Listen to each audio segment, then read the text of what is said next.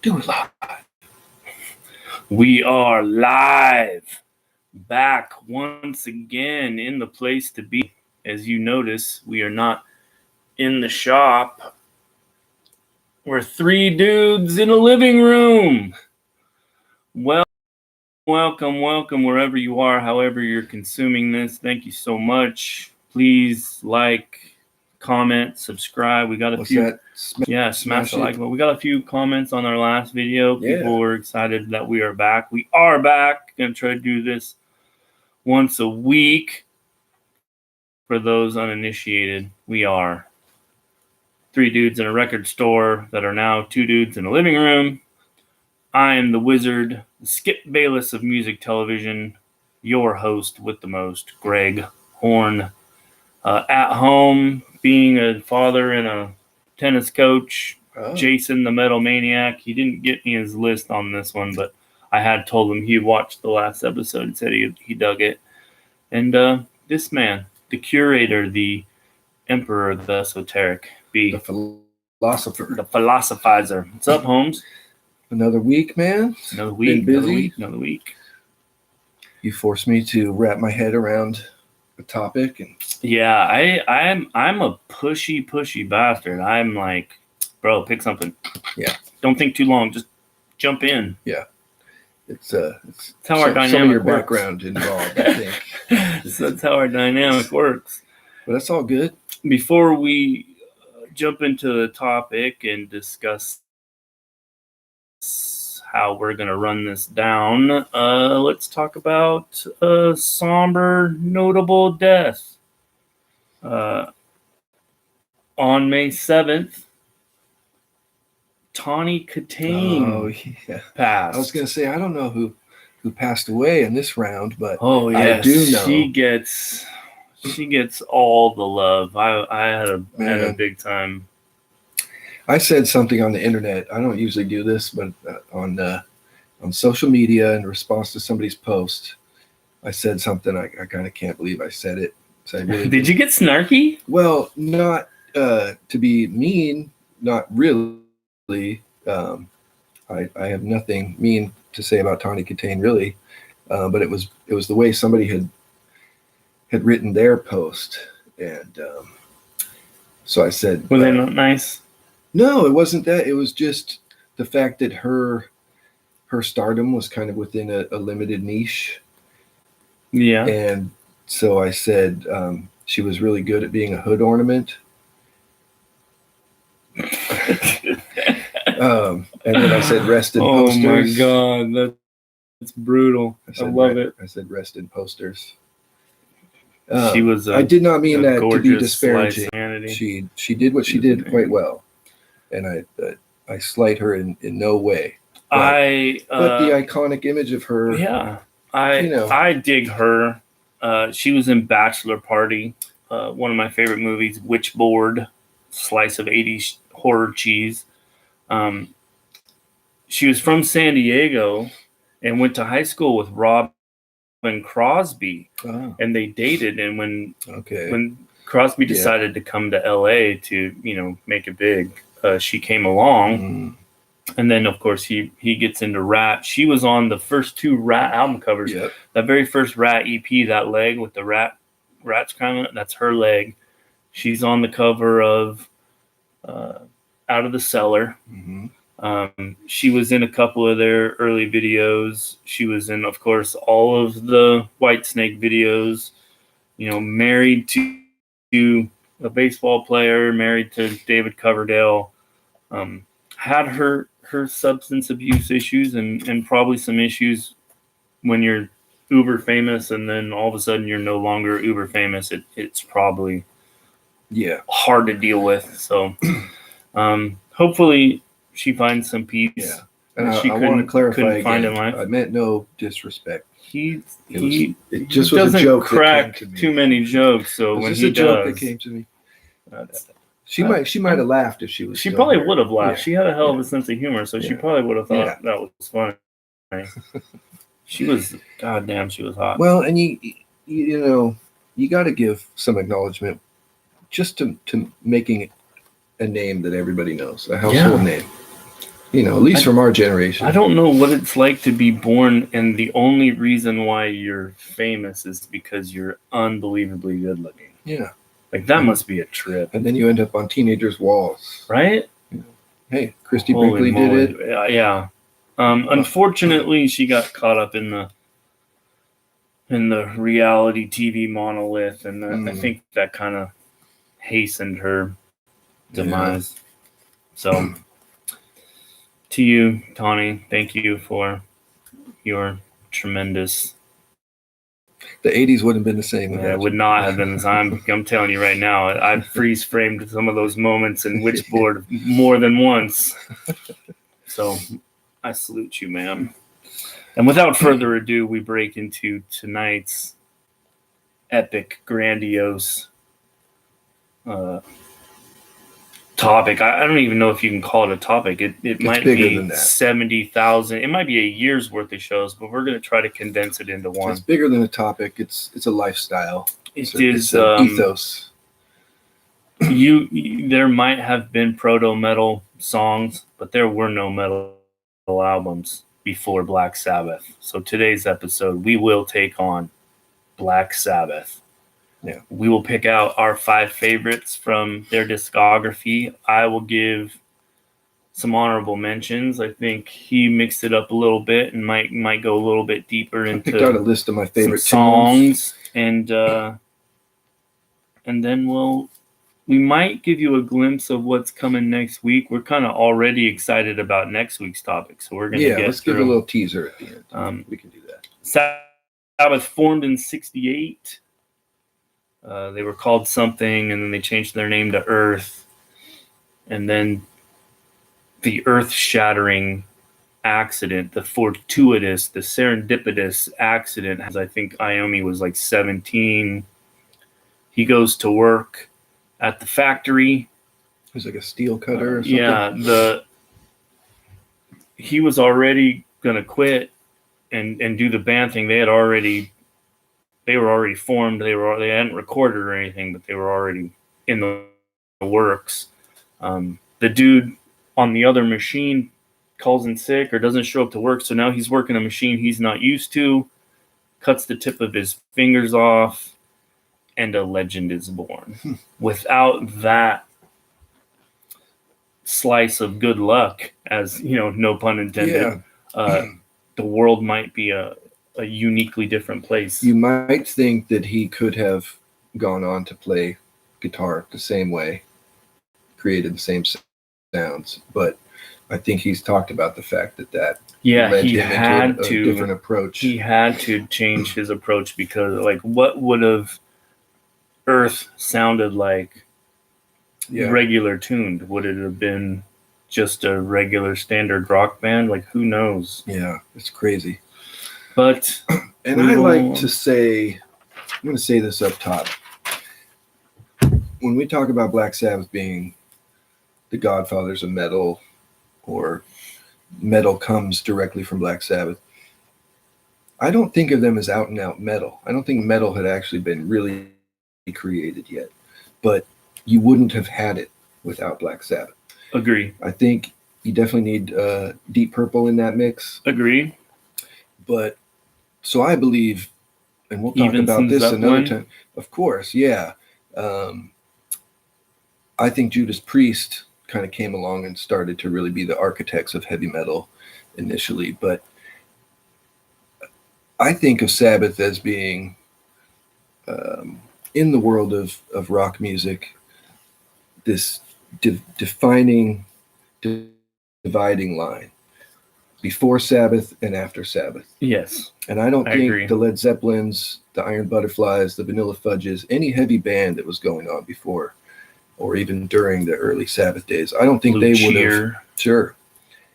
We would have seen an evolution in heavy music, but it just wouldn't have gone the way it did. It would not have. It broke the dam, so to speak. I think you're exactly onto a great point where with Blue Cheer, they had an album that had one song with a Steppenwolf coining the term heavy metal. You had all these, Purple was very heavy, but heavy in a hard rock way. Zeppelin had some heavy moments, but you couldn't really label them. When Sabbath came through, I can't even imagine. I was going to save this for when we talk about the albums, but I'll say it now. That first Sabbath record was released in 1970. So, so much of music nowadays, you're looking at it, you're inside of a vacuum. You're not giving it credence to what was around at the time when this happened. People look at Jimi Hendrix with reverence because he was doing things that nobody was doing, and still, many years after his death, does things that nobody can. Yeah. Does he play with technical prowess that Steve Vai or Joe Satriani play with? No, he doesn't. But those two dudes will tell you that one of their first inspirations was Jimi Hendrix. Yeah. Sabbath is the same way. It was the first record that was heavy start to finish.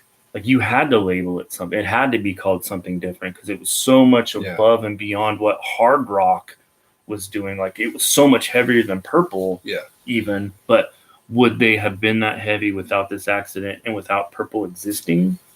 Maybe not. And it probably took Purple 2 or 3 more years to get kind of to that level. I mean, I do think that Ritchie Blackmore is a massive component in heavy metal. Yeah, that dude, in my opinion, influenced the shredding guitar. I agree, 100%. But those first, what they call Mark I of Deep Purple, was more, more bluesy, heavy rock of the 60s. Can you imagine being a 13, 14, 15-year-old kid in 1970? I mean, I was born in 72. So I remember being like 5 or 6 when I heard Kiss for the first time. Can you imagine being a kid in 1970? Nothing is close. And you put that needle on the record, and I've thought about this so many times, dude. What you're talking about. And then it just, you're like, what is going on? I was going to bring this up, and you're touching on it. I have spent, I don't know how many quantum hours in my head just for fun trying to imagine those kids that were drawn to the first Sabbath record, like you're saying, teenager, maybe 17, 18 years old, coming home and putting that on. They're drawn to it because they've heard The Who and they've heard Zeppelin and all that stuff. It's something we can't imagine because we grew up with it already being there. It already hearing existed. Iron Man and Paranoid and stuff. And so you kind of vaguely fit that into the milieu of heavier stuff you were hearing. But maybe we were even into metal already before we really dug into Black Sabbath. Who knows? But to be somebody at that time, 1970, putting that on, I just can't imagine not having your mind blown, not just because it was awesome, but because how did you wrap your mind around it? How did you understand what you were hearing? I think the closest thing that I can really, when you talk about the pantheon of important moments in music history, everyone comes up with that Beatles performance on Sullivan. Mm-hmm. And I think the closest thing that my generation got to that was when Michael Jackson performed on that. Was it that Motown special where everyone the next day couldn't stop talking about this kid? Yeah. And the dancing and obviously Thriller's an amazing record. Yeah, I probably started trying to moonwalk the very next day. Absolutely. Sucked at it. Still can't do it. But that Sabbath moment holds just as much weight with that. Especially like putting your headphones on, maybe sparking up a doobie. Like, you wouldn't be able to match it to anything else you were, oh yeah, this is like, man, it's coming out sounding like, you just said, what? I wonder how many people didn't like it. I don't know. I'm going to assume a lot of people didn't like it because I think it was critically just destroyed because nobody understood what they were hearing. Yeah, that's what happens a lot of times when something is too different and something that hasn't been experienced already. Yeah. Can you believe we're calling Black Sabbath avant-garde now? Right? Look, that's probably the first time. Hit us up, Black Sabbath. Come on the show. Tell us all about it. without any further ado, I will jump into my. It was hard to come up where I wanted to put things. It was another list that I almost built from the top down instead of the bottom up. But in 1975, they released their 6th record. The title was inspired by a lawsuit because they felt like they were being sabotaged on all ends. Some people might say sabotage. Some people might say that their outfits on the cover were sabotaged. It might be. They are. People are always talking about the outfits they wear. On the cover. Yeah, it's an odd. But they felt like they were being stabbed in the back. But this is a great record. They were going through it with their former manager. There was some legal issues. A little bit of an angrier sound from what they were putting out. What do I got next? In 73, the record previous to that one, nothing more to say about Sabbath, Bloody Sabbath. Amazing record. I mean, Sabracadabra, Killing Yourself to Live, which is an amazing song. Oh, Sabbath, Bloody Sabbath, leading it off. Great Anthrax cover. I'll give a little hint, a little teaser. I will have a little bit to say about that record. Good. Here's where I start throwing the curveballs in. 1989, their 14th record, their 2nd record featuring Tony Martin, Headless Cross. I love this record. Yeah. This is such an underrated gem in the Black Sabbath discography. It was their 2nd record with Tony Martin, their 1st record with Cozy Powell. Brian May has a solo on When Death Calls. Something I had no idea about. They're just Brian the song, May playing on a Sabbath record? On a Sabbath record. Wow. Just for Headless Cross alone, that song is amazing. Can I ask why you only have the booklet? I did that because I thought it would cut down on the glare and people would be able to see it better. That makes sense. This guy thinks. It wasn't just my idea.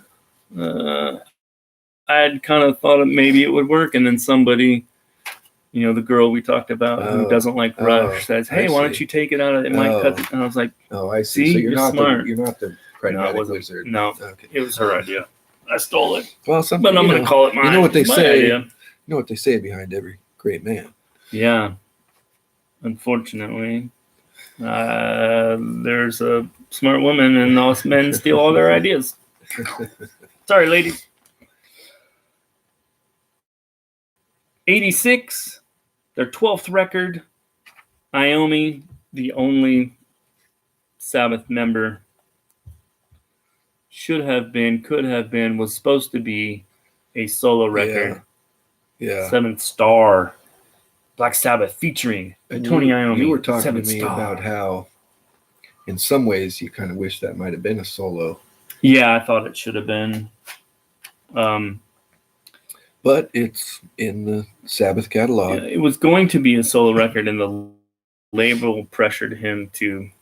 Because Sabbath made money. Even at every inclination of that band made money, so they pressured him to change it to a Sabbath record. Glenn Hughes on vocals. The melting of Hughes and Iommi is fucking amazing. Even better than this record is their fused record together, where they don't have the confines of that Sabbath name, where they can do whatever they want. Yeah. That's an amazing record. He was Glenn Hughes is on Vox on the vocals. He made it a total of 5 live shows before being given the boot and being replaced by Ray Gillen from Badlands fame. Really? Yeah. He made it. He got sacked 5 shows into and then they went on to do an album with him, with Gillen. See, this guy, he pays attention to these things. I do. And then he digs in to notice stuff. I mean, Ray Gillen, I was just thinking Ian Gillan, obviously. Yeah. Ray Gillen, no relation to each other, but to have both of them be involved. But Ray Gillen might not have had a voice do the Child in Time scream, but his voice was very, very good. Yeah. Loved his voice. This one was hard. I was trying to put it into the top 5, but I just couldn't crack it. I even wanted to put it ahead of some of the other records with this dude on lead vocals, but I just couldn't bring myself, even though it might be, I might reach for this one more than the other two with him on vocals. You probably figure out I'm talking about the one and only Ronnie James Dio, 1992. Yeah. Their 16th record, the last to feature this man after, I think it would have been like a decade between his last outing with Sabbath and this at one. At least, yeah. Geezer Butler returned for this record. Vinny Appice is on drums on this. It was basically a reformation of the Mob Rules lineup. One of their heaviest records. Just a great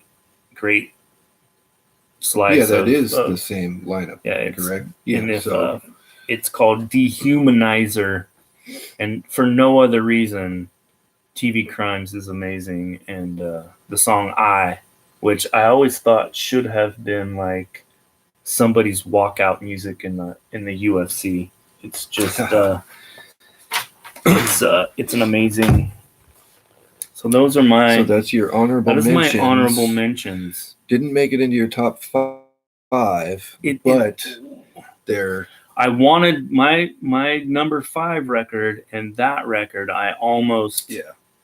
So when I tell you what my number 5 record is, that's when you're gonna I'm probably gonna get punched in the face at that point. I don't know if I don't want to get punched back. Since you ended on Dehumanizer for your honorable mentions, I have this little sidebar about Dehumanizer. Yeah, bring it.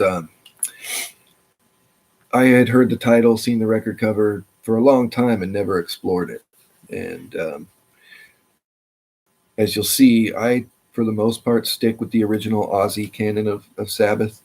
But I have the utmost respect for how deep and thorough you are with your love for Sabbath, and knowing a lot of these post-Ozzy and post-Dio records in the 80s and stuff, where at times Iommi was the only actual Sabbath member. But I don't know, maybe 5 years ago or so, put on Dehumanizer at work, and was just like, what have I been missing? And it was that kind of strange time for metal and heavy music. It was a little bit of a weird. It is a heavy record. It gives you kind of the classic 80s metal sound, but then moving into the future a little bit. It does talk a lot about technology and computers and that kind of. And having Dio come back and do another Dio record, and it's hard to say, but possibly the better performance out of all the Dio stuff. I mean, he's older, but the dude was just on fire. He hadn't lost a thing. Any of it. And so I just wrote down 3 of the songs that jump out at me from that one. The lead off song, Computer God. Just what a way to start off the record. It rips. It's metal. And then Time Machine's a ripping rocker on there. And then the one that I think, is it the last song? It's towards the very end, Buried Alive. Yeah. It's just this sludgy, I don't know if they were trying to sound grungy. It was more sludge. It was more, in a way, harkening back to earlier Sabbath. It was like going back. Actually, this whole record, I think, kind of harkens back to original Sabbath, but with their updated own chops. Blueprint. Yes, it goes back to their blueprint, but the chops are advanced. The guitar sound, the guitar playing, the approach is more metallic. You gotta think. I mean, I don't know. Does that make sense? Do you know what I'm trying to say? I don't know I haven't read any of their biographies or anything, but there's no possible way that they could have matched their drug input from the 70s into the 90s. They were probably somewhat cleaner than they had been, during the 70s and 80s. Yeah. So, they were probably mostly level-headed. And I don't think Dio really got down with that stuff at all anyway. Yeah, so he doesn't seem like that. He was... that dude probably drank like one beer and was like, I'm good. Yeah, I'm good. Yeah. Got to keep that gift. Halford was notorious for that. No drinking, no smoking. Keep it clean for the... Yeah. Well, some people just don't need that shit, and they're focused. They don't want to fuck around with wasting their time on that shit. For sure, right? I kind of also want to say Dehumanizer calls to mind also another Dio album from that era, Lock Up the Wolves. Oh, okay. Where deeper into their career, they're cranking out the heaviest made. And I'd probably tell you what my favorite Dio record is, but I think I'll save that just in case we do a Dio episode, which I'm sure we'll get to. One thing about Dio, man, who is bummed when they listen to Dio? It makes you feel good. Yeah, I think even young people just hear Dio and they're like, "What is this? This is awesome." To be able to discover it all over again. Indeed. So yeah, I didn't do the honorable mention albums because basically it would all be from the early canon, and those are all obviously great records. I will say, and I think we discussed this on our last episode, everyone says the first 6 Sabbath records are perfect, and then they skip Technical Ecstasy, as most people do. That record it's probably got good moments. It just isn't cohesive. It just something feels off about it. But then the final record with Ozzy, Never Say Die. So I always tell people, don't leave off Never Say Die when you're talking about the early Sabbath. So anyway, I'll just run this down pretty quick here. The songs I did put asterisk by my top 5 favorite Sabbath tunes. So before that, I'll mention Hole in the Sky off of Sabotage. To me, one of my favorites. I think War Pigs is one of their great tunes. It's a bit played, everybody knows War Pigs. The breakdowns in that song. And probably my favorite. Some time changes that you wouldn't expect from them. And yeah. It's really not. That's a classic. It's probably my second favorite off of Paranoid. Symptoms of the Universe, that's also on Sabotage. That's why I was telling you I was going to mention Sabotage, because there's several songs on there. Then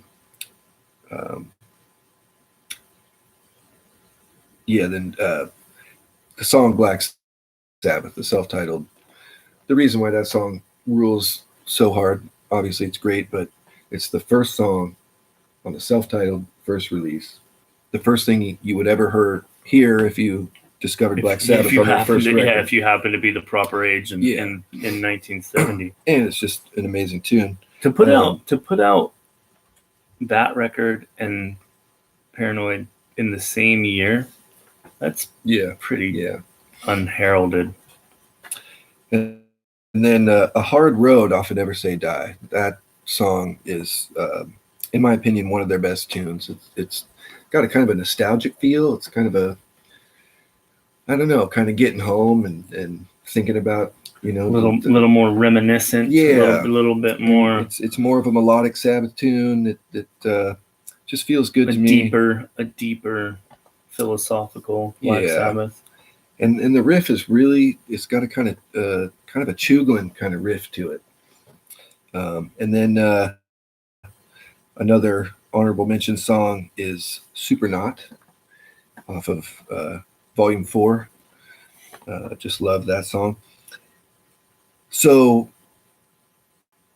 I want to mention, because this doesn't factor into my favorite Sabbath records of all time, but The song "Turn Up the Night" off of Mob Rules with Dio singing.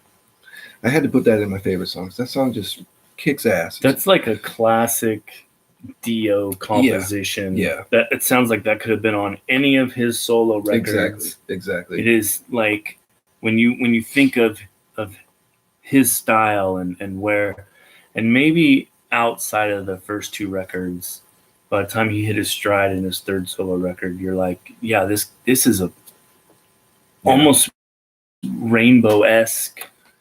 And something that Dio, yeah, I believe so. And something that Dio brought to Sabbath that Ozzy didn't have intrinsically is that that uplifting, triumphant feel. Ozzy stuff was darker stuff. Obviously, Geezer was writing all the lyrics, but Ronnie James Dio was just kind of more full of light. Well, they had to change a lot about what they were doing, because primarily it was Butler and Iommi doing all the heavy lifting, and then Ozzy and Ward came in when they needed to do their parts, and then all of a sudden Dio and he writes. So it's like, hold up now. That's the whole dynamic shift, because the way his lyrics are way more philosophical and fantasy driven. Yeah. And there's plenty of other great Dio Sabbath songs, but that one just gets me pumped, man. Turn Up the Night. So that's in my top 5. So then this one off of Sabbath Bloody Sabbath is one of the strangest Sabbath tunes, because it's synthesizer driven rather than guitar driven. It's a song called Who Are You? Yeah. It totally fits. It totally works. It's a heavy tune, and I think it's because there was no way, like all of the people that say you can't put synths or organs or whatever in metal, and here's Sabbath saying we can do whatever the hell we want. We basically wrote the game plan for all this. We can do whatever the hell we want, and it just has this sonic quality to it. It's intriguing. It's a little mind-boggling, but it's also just a heavy ripping tune. And then also from Sabbath Bloody Sabbath is the title song, Sabbath Bloody Sabbath. I put this in my top 5 because the breakdown riff in the song. I was about to. In my estimation, breakdown is so tight. Yeah, and that riff, I can't imitate the riff, but in my estimation, still one of the heaviest guitar riffs I've ever heard. And like I was saying before, maybe Sabbath weren't the complete architects of metal, but actually that riff right there, that is heavy metal right there, dude. I don't think I think Ozzy gets I don't know that Ozzy gets enough respect. He obviously is not an operatic singer. He's not he's not Rob Halford, he's not Dio, he's not all these guys, but he had the perfect vehicle to take, and his vocal performance on that song is awesome. Like he hit some notes on that. Like give the man his due. It's this perfect storm of, if they would have had a Rob Halford instead of Ozzy doesn't exist, somehow Halford gets in the band, that's where they start. Would it have the same impact? Would it be as heavy? That's such a good point. He had the perfect gift for what they were trying to do and accomplish. And without that, I don't know that it would have had the same impact. That's such a great point. There's something about his voice that it's every man. Yeah. Nobody can do what Rob Halford does. Nobody can do what Ronnie James Dio does. But you hear Ozzy and you're like, I want to try that. Yeah. He inspires you to want to do it. And there's something about somebody that maybe is limited, but they're hearing something in it, and they're trying to complement what they're hearing. They're trying to reach for something and make it really be as powerful as everything else going on in the music. So yeah, like in the song Sabbath Bloody Sabbath, he's straining for some of those notes because it's this kind of pitchy thing. And it just works. It's just perfect. And front man as well, not just standing behind the mic, man. He was wearing the frillies and jumping up around, and that chugging heavy riff in that song. Just, I think MTV, Headbangers Ball. I think for a while they had those like a little buffer piece, intro outro might be piece. Only one or two. These last two above that one. These last two are super huge. They're not obscure Sabbath tunes, but they just have to be in my top 5. And I'll just say them together: Sweet Leaf and Fairies Wear Boots. Just Sweet Leaf's off of Master of Reality, and with Fairies Wear Boots off Paranoid. They're just iconic. They're heavy. You left some quality songs on the table that you didn't. I'm sure I did. When I get into my top 5, I'll point out which ones you. I'm sure I did. But I'm talking about, It is so hard to even come close to trying to pick. I think that's why I spaced the effort at all of like, how the hell do you pick? There's certainly other ones that I might even think are more interesting or amazing deeper cuts. But these are the songs that have been kicking my ass solidly every time for years. So that's my list of songs, and now we're gonna battle for. Yeah, we are, because I'm gonna make you mad right from the get. I almost left this record off and put Dehumanizer at 5, but then I thought historical impact alone, I gotta put it in top 5. It is the eponymous debut, 1970. The iconic cover, everything about this record is probably a masterpiece.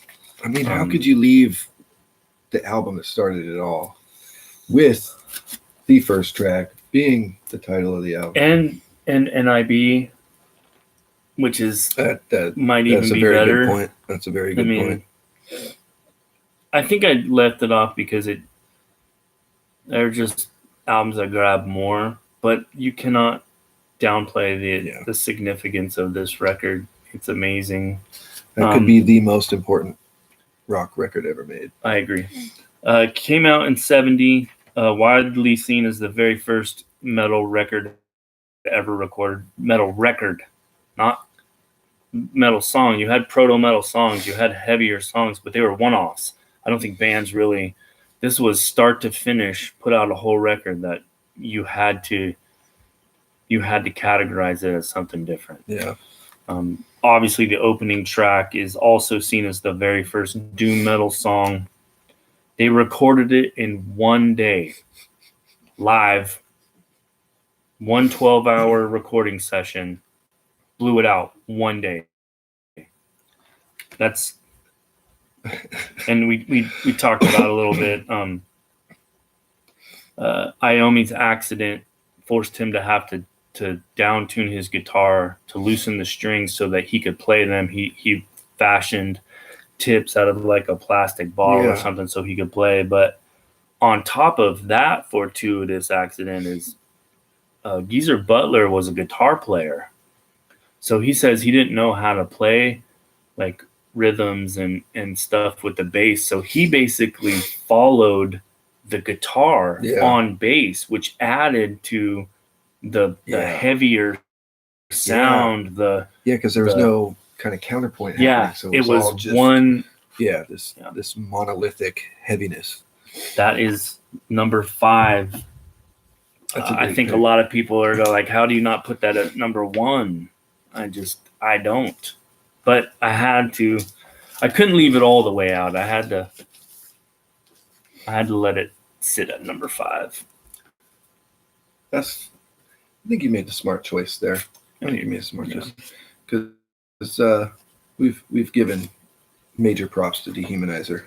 It's not the bastard child by any means. No, I think that it gets too slept on, and people really need to You need to grab that one. If you don't have that one or you never listen to it, give it a shot. You'll be surprised. My number 5, and I'll just say this: I could have gone with any of the first 6, or the first 6 plus Never Say Die, the 8th one with Ozzy. I mean, that's really my wheelhouse, and I actually feel like a little bit of a poser that I don't deeply know. But you're like that with Van Halen too. Yeah, you find a lane with the band, and that's where you want it. I get caught in that. Yeah, the stuff that really made that impression. I have a very easy time at compartmentalizing every aspect about it. This is one period, this is one period, this is one period. Yeah. Thank you, Deep Purple. Yeah. You probably broke me in on that. I'm the same way with Iron Maiden. Like, I just stop at Seventh Son. How? Well, I don't know. I've tried to get into the other ones. A Matter of Life and Death is a great record. I should really dig into it, but it's almost like I just feel like they're not going that much farther beyond what I already love, and so the songs don't really jump out at me as intensely moving for some reason. But that's my problem. It's almost like you fell in love with a girl at 21, and when she turns 31, she's not the same, so you ditch her. I like what you did at 21, but now I just don't. It's a rehash of the same things. I don't want to hear what you have to say. It might be a fair analogy. This says the guy that can't keep a fucking relationship going ever. Oh, shit. No jinx on the. Yeah. Even if I was feeling that way, I might not say anything. Hey, at least you got married once. I still am pitching zeros on that. I will get married twice. Uh-oh. That's cool. It's happening. I'm happy about it. Wait. I'm down to get married again. Oh, you're not. No, you're not telling me that you. Okay, no, I thought you were breaking news right here live on the internet. No official engagement yet. Okay. We're essentially. Oh, Jesus! She's out here watching this, and she's like, never gonna let you live that down.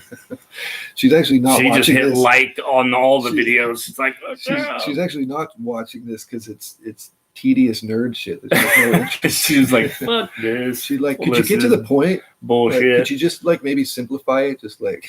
Oh my God! There's no simple when the two of us get in a room and start talking about music. Yeah. Like, this is nothing compared to what our normal conversations are like. We're trying to make it somewhat palpable for the masses. Yeah. Oh man. So I decided to not be lazy and to not just hang everything on that early canon of Sabbath, because I do love other stuff. And of course I'm going to love the Dio shit. So I had to throw Heaven and Hell in here. Iconic, off of there. Iconic record, album cover. It just rules. Kicks off with Neon Nights, which is just a ruler, self-titled track, or the title track of the album, Heaven and Hell. Just at that moment, let's just say at that moment, nobody else should have come into Sabbath, man. I mean, you could entertain the idea of who else could have come in there, but this is in the past. Yeah, Dio did it. He had already worked with Blackmore and Rainbow. And what year this came out in? What, 1980? It's come out in 80. Yeah. Look, did Van Halen steal some of the smoking things off of? I think Van Halen. Maybe Van Halen's album cover for 1984 was a little bit of a Heaven and Hell homage. Yeah, it was a cherub. These are angels. Yeah. Essentially the same thing. They photographed somebody's little kid on the Van Halen one and sort of airbrushed into that. Did a little. But so I'm putting this in my top 5 because it deserves massive acknowledgement, and between the two original Sabbath and Dio records, Mob Rules being the other one, this would be my quicker go-to. But Mob Rules has some great stuff on it too. Not dissing that one. Here's Bill Ward with short hair, looking kind of like he is already looking like Peter Ustinov and Ustinov. Yeah, or maybe a character in the movie Tombstone or something. Or fucking Lord of the Tom Bombadil from Lord of the Rings or something. Yeah, Naomi's already. There's stately gentlemen in that. Naomi's almost grooming Bullet. kind of thing. Dude, Yeah, that's a little more epic. party in the back and business in the front action there. Epic. So that's my number 5. Well, that made an easy transition. I have a feeling that since you opened up the floodgates, that we're gonna kind of be on each other's. All right. Number 4, not much to say. Their 9th record, 1980, their first with Ronnie James Dio, produced by the one and only Martin Birch. It is an epic tour de force. Neon Nights, Children of the Sea, Heaven and Hell, Die Young, Lonely is the Word. It's an amazing record. It really showcased not only the musicianship, which they don't get a lot of credit for. I know Iommi gets all the, but you really feel Geezer Butler's importance on the bass, Ward holding it down on the kit. Yeah. And then you saw what this type of music can do when you put a virtuoso on the mic.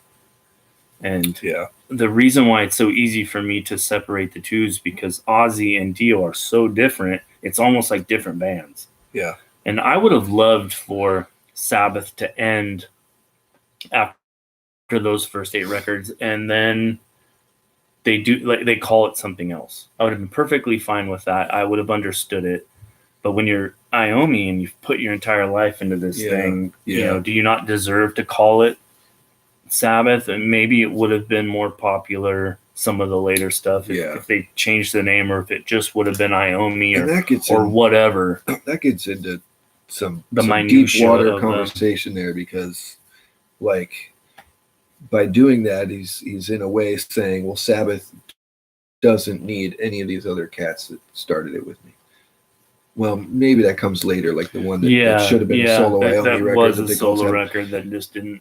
But and so also, I think if you're getting, and again, I don't do this. I can't play an instrument. I can't sing to save my life. But if you're paying me an equal share to go on stage, and I get equal say in how the band is turning, maybe I don't care what it's called. You can call it Iommi if you want.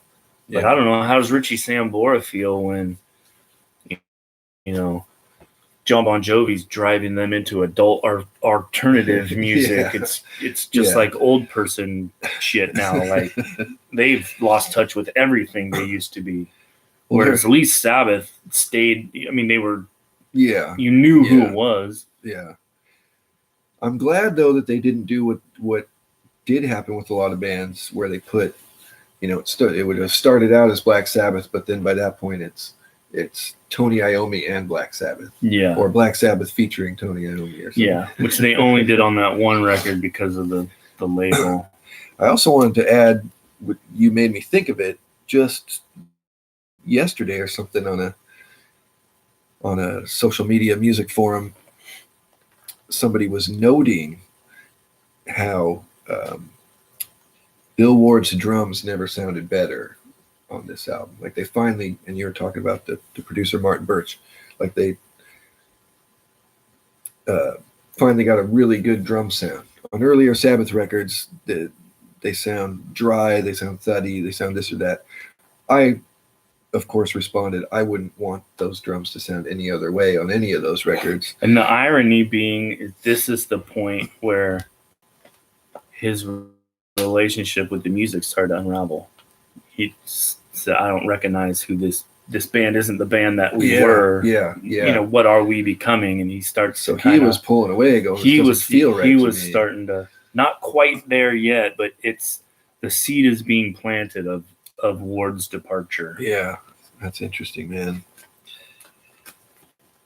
I think this is kind of funny. I did this not completely whimsically, not to be throwing you a bone or anything like that. I just felt like, kind of like I said about Heaven and Hell, I think it needs to be in my top list, because I went back and listened to this record since we came up with this topic, and over the last handful of years, I've really acknowledged this specific record as being great in its own right.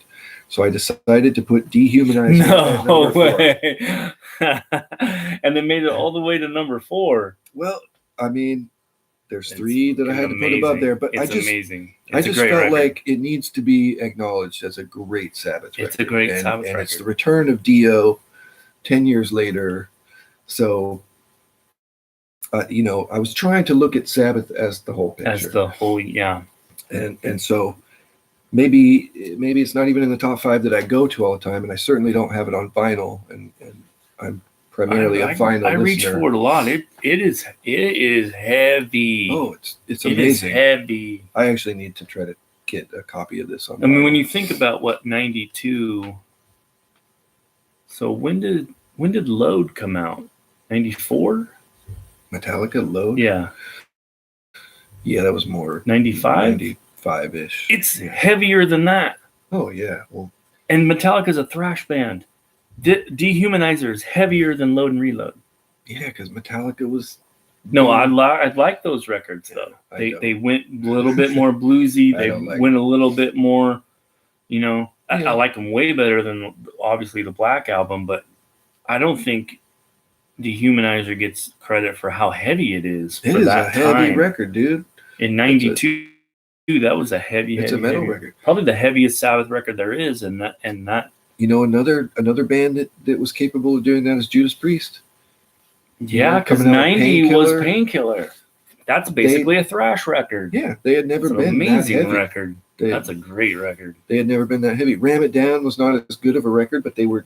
I liked Ram It Down. They were getting heavier than they'd ever been that deep into their career. Yeah, because you go Turbo, and then you went Ram It Down, and then nobody kind of knew what to expect, and then all of a sudden, Painkiller comes out. We were like, "What the hell?" Like, holy shit! Yeah, and I think that's really noteworthy. I mean, thank you, Scott Travis, for joining Judas Priest and upping their drum level to 1 million. Indeed. Yeah, Dave Holland wasn't quite gonna get. He was not playing those. He was not playing those. He held it down in his time. I mean, he was good for what he could do, but holy hell, Travis is a different. That dude's like a spider behind the kit. I've seen lean and all arms and legs. Oh man, I've seen them live twice with him. Yeah, that dude is amazing. Ridiculous.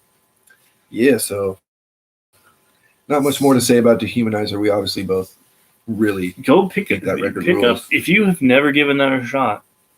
Pick it up, dude. You're missing out. So, number 3, the follow-up to Heaven and Hell from 1981. Nice. Mob Rules. It ranks that high. Hell yeah. It is their 10th record. Their second with Dio, the first with Appice or Vinny Appice, I don't know how. I'm sorry. I apologize if I pronounced your name wrong. Everyone. I hate pronouncing people's names wrong. But his name. I don't want to disrespect anyone. We all argue about how. Ward did not like the direction of Heaven and Hell and decided that he just didn't want to do it anymore. The tension in the band started with this record because Warner Brothers offered Dio a solo contract, and that started tensions within the band of they didn't want them to do outside stuff. I don't know why, just whatever you need to do to make you happy. God, how many great Dio records would we not have, right? If he hadn't gone that way. Country Girl, the bass playing on that is amazing. Mob Rules is obviously a killer song. Turn Up the Night, but one of my favorites. The gem, the best song on this record, possibly the best song of the Dio era, maybe my favorite Sabbath tune ever. Sign of the Southern Cross. Oh. Love that song. Just that simplistic opening, those operatic vocals, and then the riff and the drums hit. It gives me why didn't I even chill think bumps. Of that? Why didn't I? And if you want to hear, I don't want to talk too much about covers. It's hard to talk about this band and not talk about covers because people have covered them and they've done amazing jobs. And we're going to do a cover episode eventually, but Fate's Warning does a cover of Sign of the Seventh Cross that'll blow your doors off. It's amazing because obviously Ray Alder can hit those notes that a lot of dudes can't. So, man, Mob Rules. I like it just a touch better than. That's cool. I actually was in the Mob Rules before Heaven and Hell. I don't think I had gotten a copy of Heaven and Hell till sometime after I had been loving Mob Rules, because I didn't discover the Dio Sabbath stuff until I don't know, mid-20s or something. Wasn't really in that mode for a while, and then finally went, oh yeah, the Mob Rules, and then discovered Heaven and Hell and kind of thought that and one was Mob Rules superior. Is a different beast for Sabbath, because it's not slow and prodding and take its time and do it. And like, that's a quick riff. That's a blistering riff on that one. Oh man, love that song. All right, well, you could probably guess what my top two are. I mean, at this point in the discography, after what I've gone through, if you're sitting at home whenever you watch this, does that mean our top two could be the same? I have a feeling they're going to be exactly the same. Well, don't even need to talk about this one anymore, but my number 3, it's got to be in there in the top 5. But there's a couple that I like more, and I'll explain why. But at this point, I don't need to say any more about Sabbath 1, except maybe the value of harmonica on that record. You look at, I'm big into how things are tracked, and I don't mean like how the guitars are tracked or how the bass is tracked and how it's all put together. I mean like your track listing. The flow of the record. And one of my biggest pet peeves is when I look at it like a baseball lineup, right? You don't want to start with your power hitter. You want to bury him in the lineup a little bit. And there are records where I'm like, I mean, maybe we'll do a show of records where they completely jacked up the track listing. You do have to get people's attention right off the bat. Yeah, generally. But how, like, there again, what was going on in the time? There's no let up on that record. There's no track that releases the tension. Like it ramps up the whole record, and you're just like, you're left with your jaw on the floor. And also, like our topic last week, not that topic was specifically about this idea, but some of the things that we pulled out for that topic, albums that get overlooked. Sometimes it's because a particular album by that band kind of stands on its own for some reason. There's certain things about it that kind of set it aside. And in a way, that first Sabbath record is kind of like that. It's not completely distinct from everything else. Obviously, they were establishing themselves right off the bat. But who are your influences? Like if you and I started a band, we have a trillion influences that we could cull from, and then develop our sound into what it's going to be. Who are their influences that was their sound? There was nobody sounding like that. And each member of the band was probably coming with some different vibes. Bill Ward obviously listened to a lot of jazz. There's just this unique, bluesy, doomy, the Devil's Triad, the pace of it, the grooves. So I don't think from Paranoid forward they could do that again. They were evolving and moving forward. They were growing. So that record just kind of stands alone in this magical way because it was just the very beginning for them. And earns every single iota of praise it gets. It was groundbreaking. It was phenomenal. Greg and I would not be who we are without this record. I remember being a kid, heavily altered by that. My dad wanted to go to like Payless or something. wanted me to go with him, which was rare.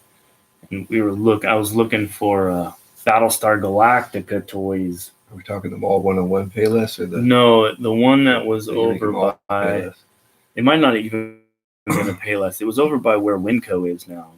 You know where Winco is and where that very corner store is. Wasn't that a Payless or something like that? It was that one. It was attached to our original mall. Yeah. Okay. Yeah, you're right. It was the original mall. It's CVS. So we went there, and I was looking for Battlestar Galactica toys. So it had to be like 80, 81, and they had painters caps on sale.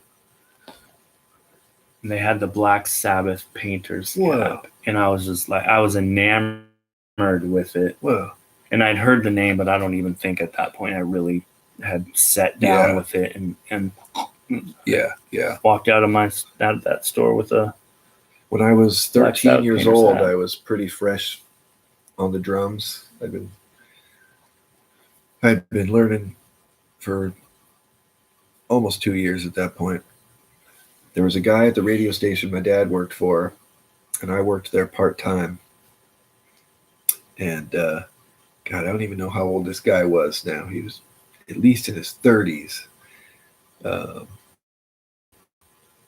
He looked rough around the edges. You know what they say about radio DJs? They don't, the face doesn't matter. Yeah. But this guy was a rock and roller dude. He had long curly hair and a beard. And he and his partner, his wife or girlfriend, played music together. And they invited me to come over to their house and play. I was pretty green on the drums. I could just play basic 4/4, 2/4 rock beats. And they whipped out Paranoid, and I did my best to play along to it.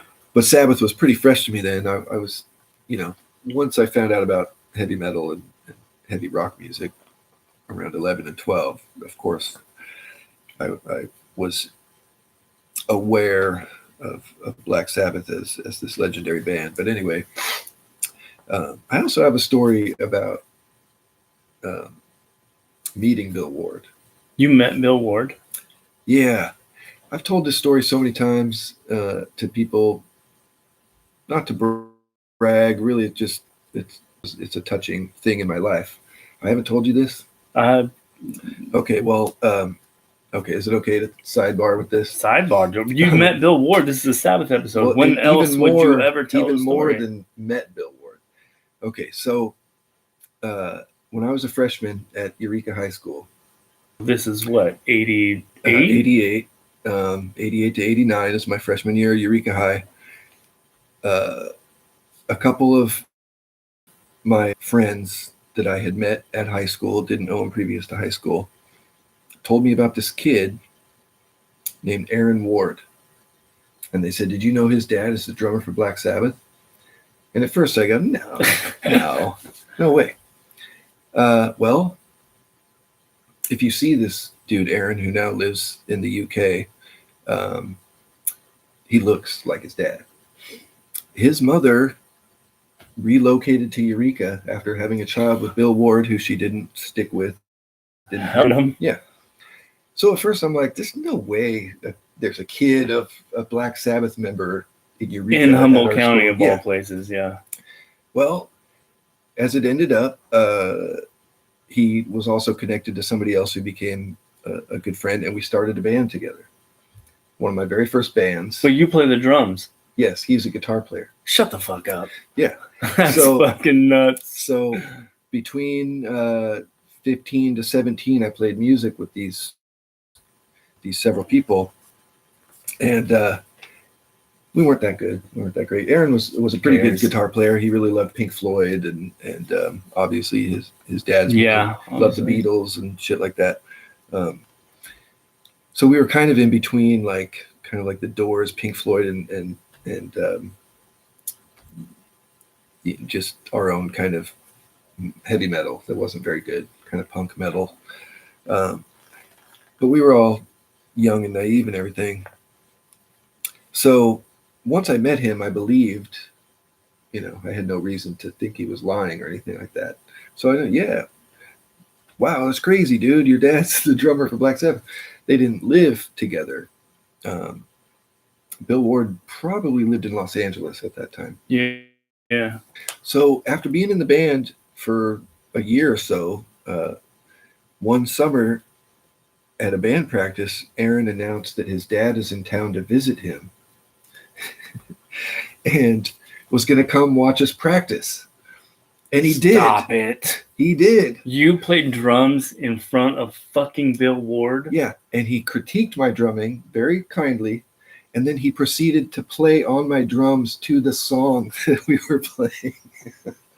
Oh my God. How have I never heard the story? I never told you. I don't tell everybody, only people I think. Bro, I would have a shirt that had the whole story on it, and I would wear it every fucking day. And to prove how much of an idiot I am, I somehow lost the pair of drumsticks that he signed. You could have left that out. That breaks my heart. I'm sorry. Yeah. Wow. Yeah. That's amazing. You still got the drum kit?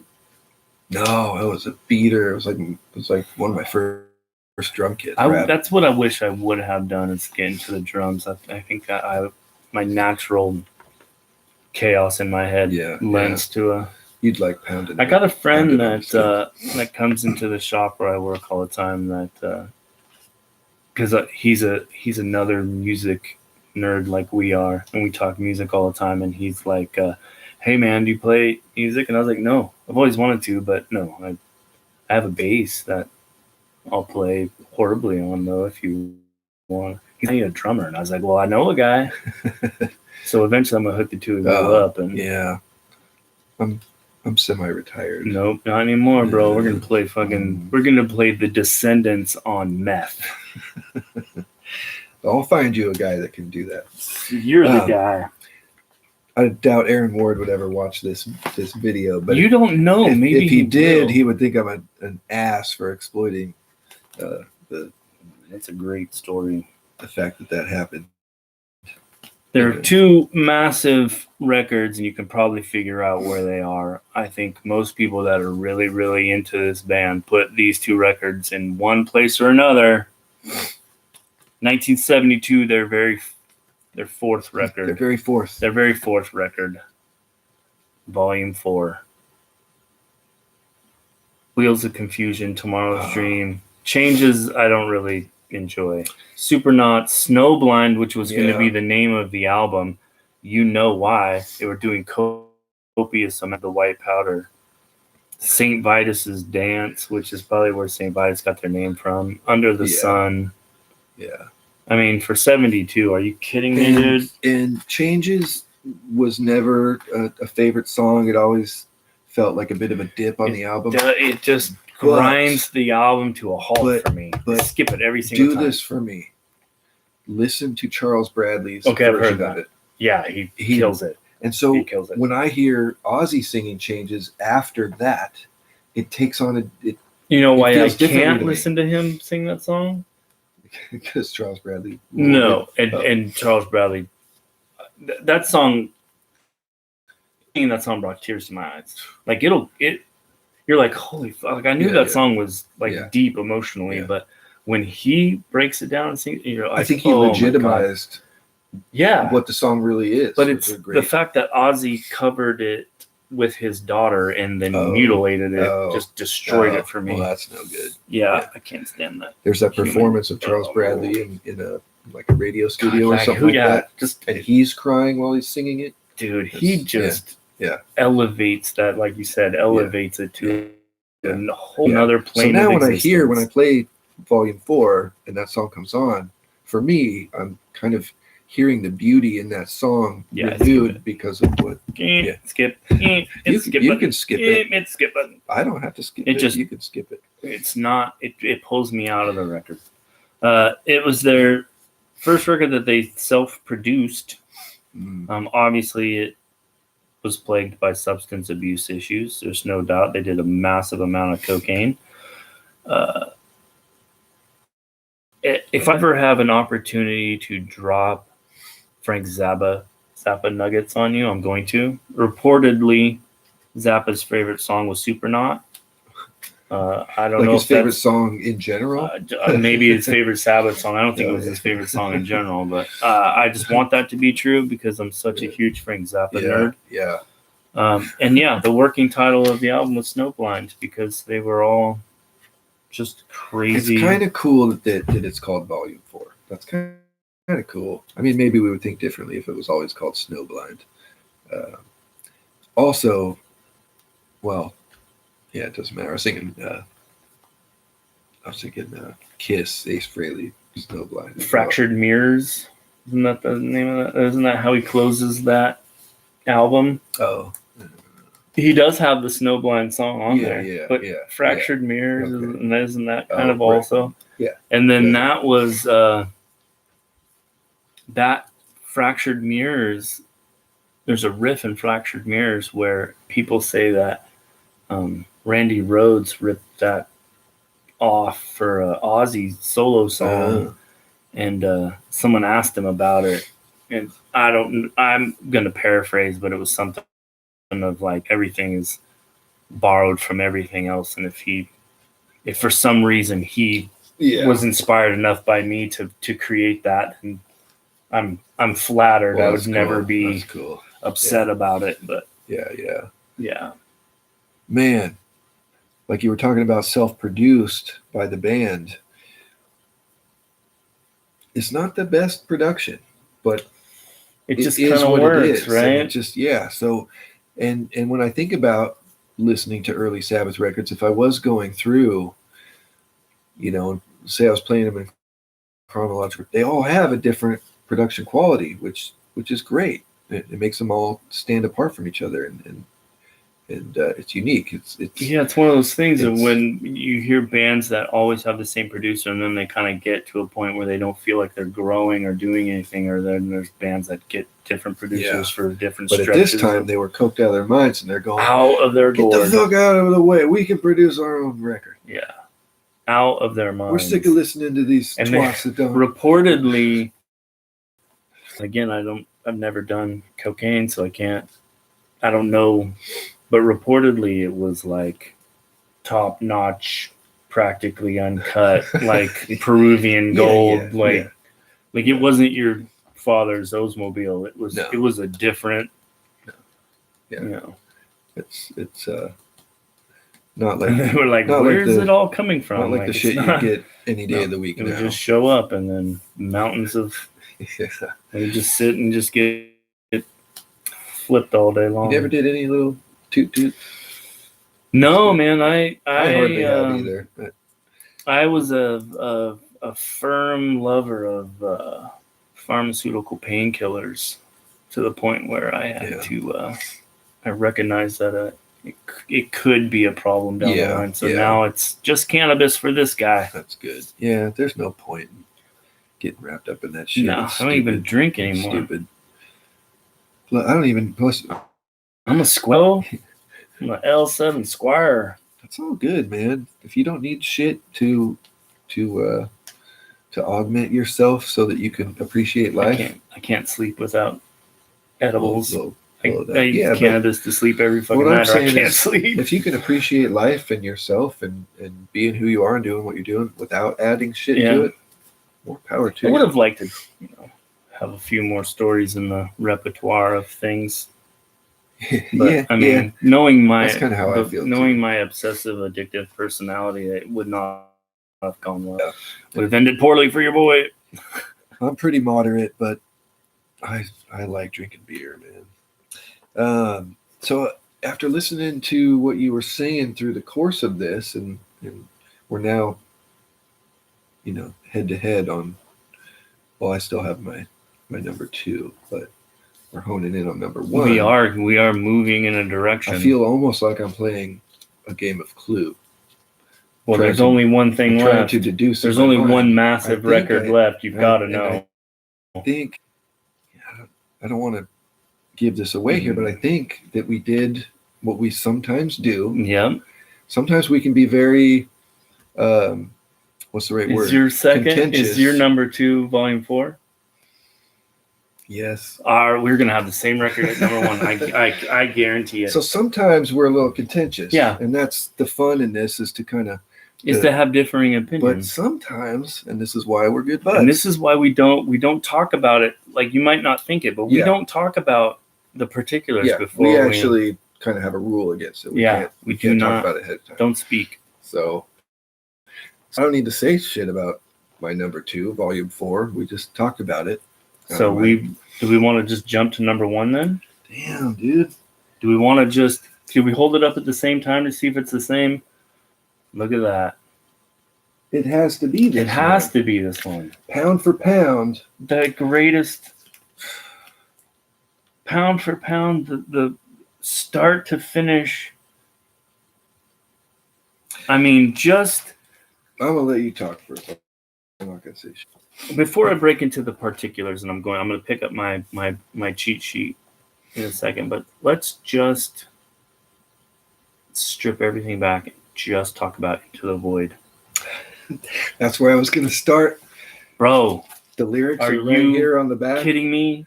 Are you kidding me? Possibly the best Sabbath lyrics that ever written. Fucking riff is so tasty you could eat it for dinner. Almost like a slide. Oh my God, bro. It just kills. Lord of this world, solitude. They end the song with Into the Void, or the album. Yeah. Children of the Grave. After Children Forever of the Grave is probably the first song. Nuclear proliferation. Well, there's that, yeah, but musically speaking, just kind of real proto metal galloping. Yeah, almost. It's not the a double kick, Maiden-esque. but it would almost, yes, exactly. That's where I talk about the differences between Priest and Maiden. Priest is a guitar-driven band. It was founded by 2 guitar players. It's guitar forward. It's Maiden was founded by a bass player. Yeah. That is like galloping horses coming down a hill straight at you. And he was probably listening to Children of the Grave. So Master of Reality, number 1, 1971 is their 3rd record, seen by some as the foundation of doom, stoner rock, sludge metal, hit number 8 on the Billboard charts after being negatively received by critics who don't know shit about shit. I'm looking at you, Rolling Stone, fucking joke. I mean, the first song on this, we gave high praise to the first Sabbath record. Yeah. Obviously, doom comes from that shit. Yeah. But this, like you said, has been noted. What is the first song? Would Electric Wizard exist without it? Would Sleep exist without that? No. Starts with Sweet Leaf, ends with Into the Void, and everything in between. Lord of this world, damn. So part of what's going on is Iommi had to down tune to be able to play. Well, he was still having problems. He down tuned again for this record, which caused Butler to down tune to match. Jesus. So what did he? It's beginning guttural. Like a half step down tune. He went like a half step. He went to like a step and a half almost. Oh, jeez. Down tuned his guitar to make it easier to play. Butler does the same to match, which gives it this unreal heaviness. This. If you could feel sound, it weighs on you. It's all encompassing. It's amazing.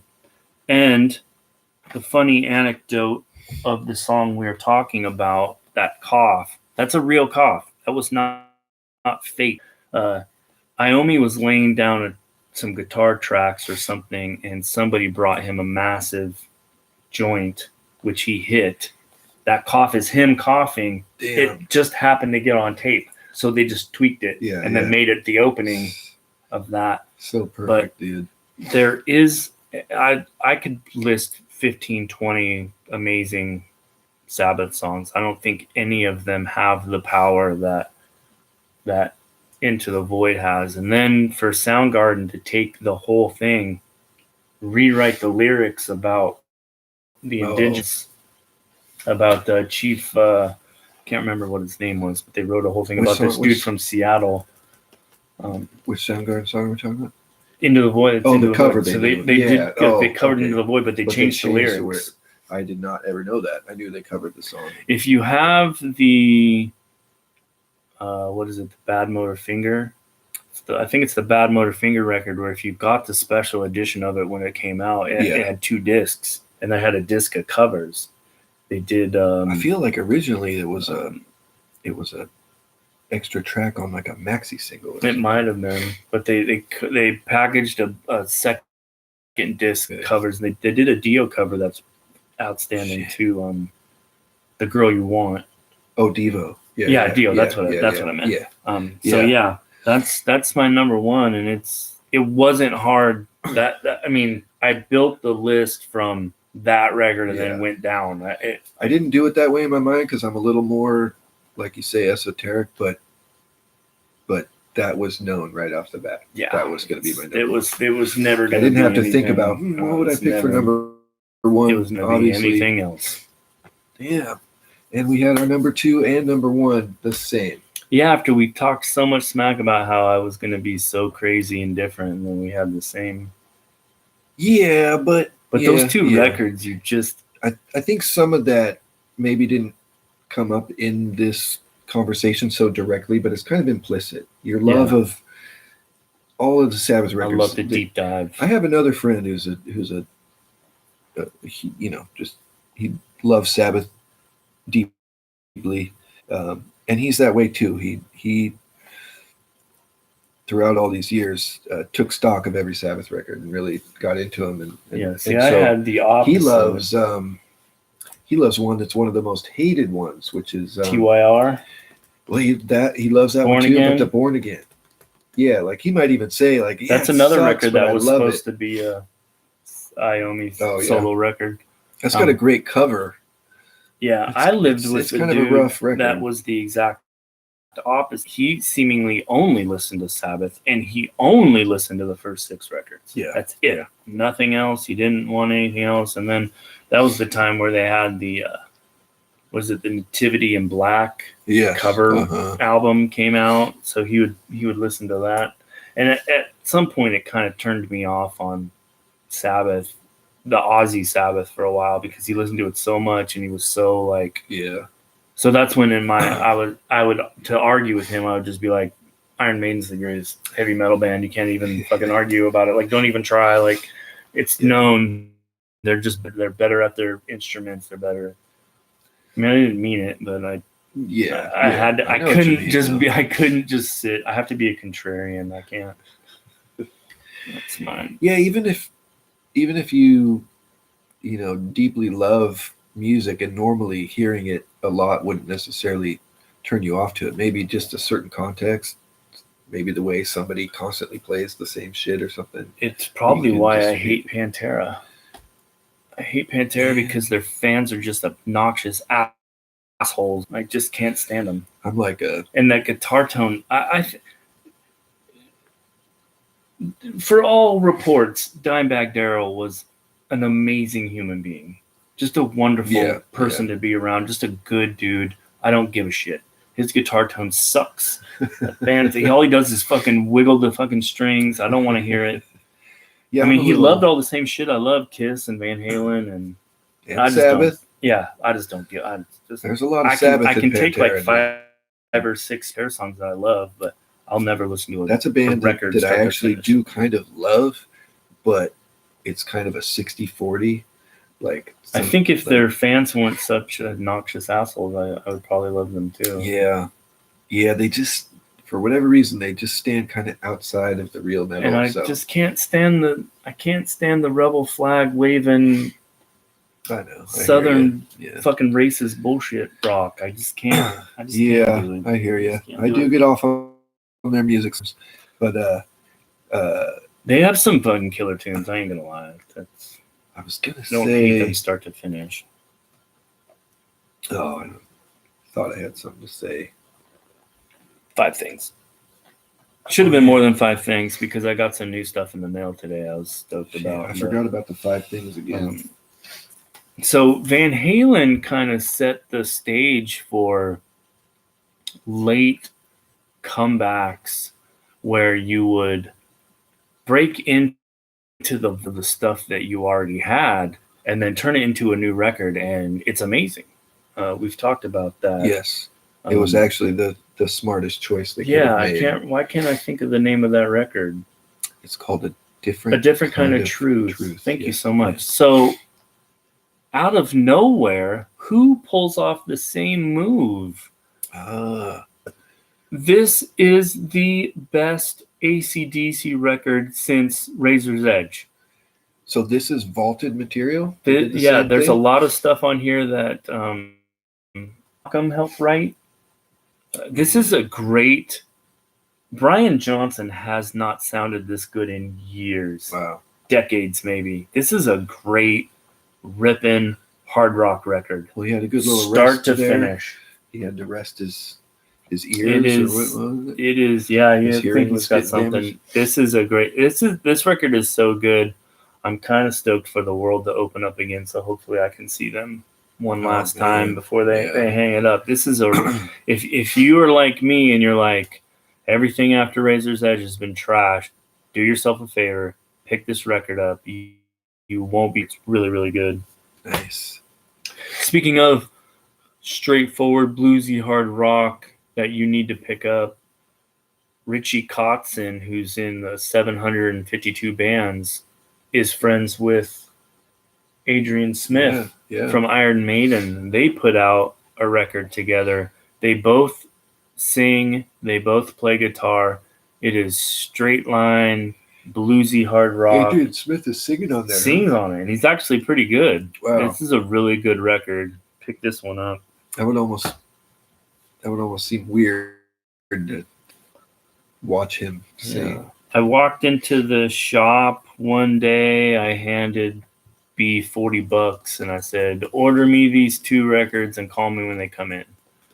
One of them was the Newer Testament. The other one was the Saint. Yeah, one of your Armored Saint, one of my favorites. This is a great record. Do yourself a favor, pick it up. And then a twofer of the Tawny. Oh. Bachelor Party, pick up Witchboard. Super awesome. I have Such no a idea great what record. Witchboard is, man. This is the one where she starts talking to the Ouija board. Oh, okay. It's obviously a horror movie. Yeah, it possesses her. It's a great... Is anybody else notable in the film? Stephen Nichols is in the film. And if you remember old school General Hospital, he was on that. He was on General Hospital. I don't know who he was. Stephen Nichols. He was a major player on the General Hospital. Wow. Great I did movie. watch some soaps back then. Yeah. I was a soap watcher. I don't know why. Probably because someone in your house always had it on. Like, it just seemed to be that way. That was you. That was your background. That's how you're like, you'd sit with the drums and watch like Days of Our Lives. No, I'm just weird, and I got sucked into the storylines of all these soap operas. That's how they... late 80s. I mean, I like Jenny Jones and trash talk shows. Yeah, I watched that stuff too. Wow, what a note to end on. What a note to end on. Man, that shower scene alone will do things to you. Oh, yeah, show us some of your swag you brought. Oh, yeah, okay. Well, I didn't bring any, fresh new stuff to show off, but I just kind of grabbed my whole Sabbath pile. I also have various Dio and Rainbow and Aussie records, of course. But aside from the show, I got all the standards. But here's the live Dio Sabbath record, which is, I think, pretty noteworthy because that one yet. That's pretty noteworthy actually because he's doing all these he's doing Aussie the songs. stuff that he said he'd never do. And they're great for what they are, and then just a couple fun little 12-inch singles. This one's Mob Rules with a live version of Die Young, and then this is Die Young with a live version of Heaven and Hell. And I've got some more singles of Ozzy and Dio stuff too.